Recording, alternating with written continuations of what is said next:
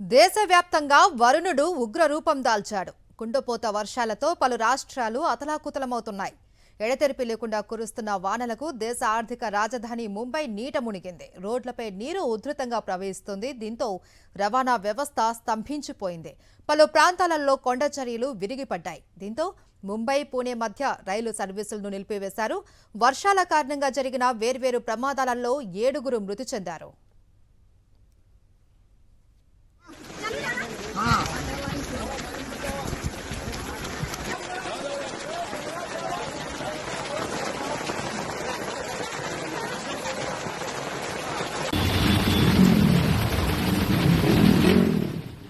Mumbai థానేలకు red alert జారీ చేసింది భారత వాతావరణ శాఖ.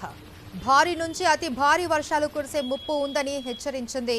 రాబోయే 24 గంటల్లో గంటకు 60 నుంచి 70 కిలోమీటర్ల వేగంతో బలమైన ఈదురుగాలులు వీస్తాయని, పలు ప్రాంతాలలో భారీ నుంచి అతి భారీ వర్షాలు, కొన్ని చోట్ల అత్యంత భారీ వర్షాలు కురుస్తాయని హెచ్చరికలు చేసింది ఐఎండీ.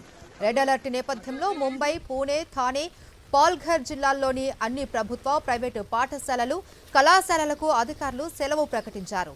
అత్యవసరమైతే తప్ప బయటకు రావద్దు అని, ప్రయాణాలు చేయవద్దు అని బీఎంసీ అధికారులు ముంబై వాసులకు సూచించారు.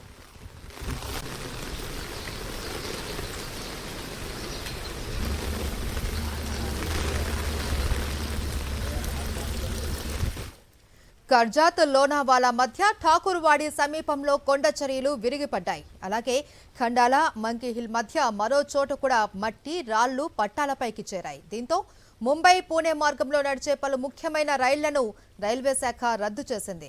సుదూర రైళ్లను ప్రత్యామ్నాయ మార్గాలలో మళ్లించగా, కొన్ని రైళ్లను మధ్యలోనే నిలిపివేయడం లేదా సమయాలను మార్చారు.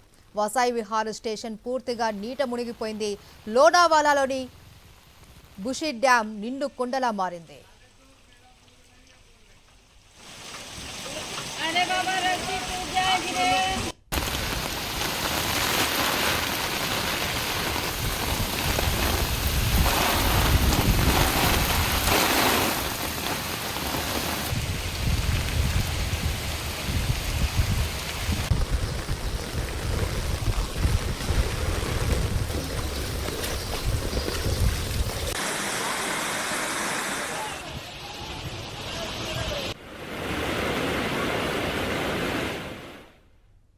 భారీ వర్షాల కారణంగా ముంబై, పూణే ఎక్స్ప్రెస్ వేలోని మిస్సింగ్ లింక్ మార్గంలో టన్నెల్ 2 సమీపంలో కూడా కొండచర్యలు విరిగిపడ్డాయి. దీంతో తెల్లవారుజామున నుంచి పూణే నుంచి ముంబై వెళ్లే వాహనాలను లోనావాలా మీదుగా మళ్లించారు. దీంతో లోనావాలా గుండా వెళ్లే ఎక్స్ప్రెస్ వే మార్గంలో భారీ ట్రాఫిక్ జామ్ ఏర్పడింది. అటు పూణే, మంగావ్ జాతీయ రహదారిపై అన్ని రకాల వాహనాల రాకపోకలు నిలిపివేశారు.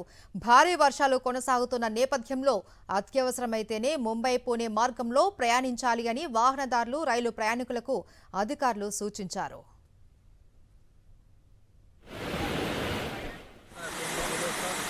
किलोमीटर के साथ जो वीडियो बना लो